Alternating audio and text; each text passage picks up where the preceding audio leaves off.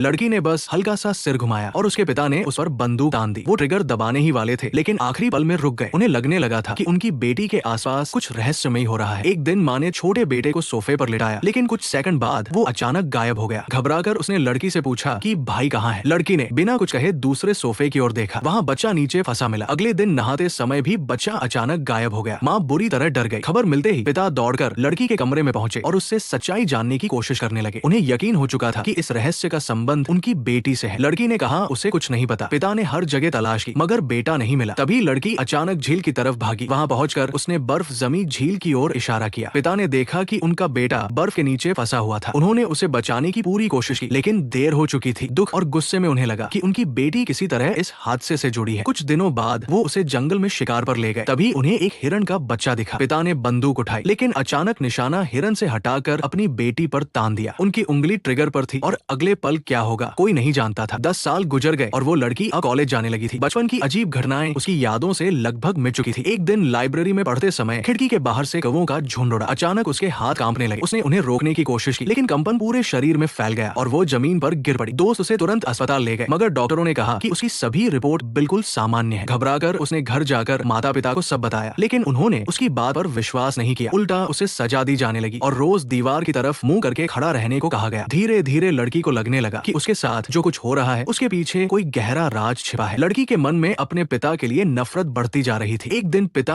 अकेले नाव लेकर झील में गए। तभी आसमान में कौवों का झुंड मंडराने लगा। अचानक उनके हाथों से धुआं निकलने लगा और कुछ ही पलों में पूरा शरीर आग की लपटों से घिर गया। जान बचाने के लिए उन्होंने झील में छलांग लगा दी। आग बुझ गई, लेकिन जैसे ही वे नाव की तरफ लौटे आग फिर भड़क उठी। इस बार वो खुद को बचा नहीं सके और झील में डूब गए। तभी लड़की की नींद खुली। वो घबराकर झील तक पहुंची, लेकिन वहां सिर्फ खाली नाव थी। अब सवाल यह है कि क्या ये सब उसके सपनों की ताकत थी या किसी रहस्यमयी शक्ति का खेल? अपनी राय जरूर बताइए।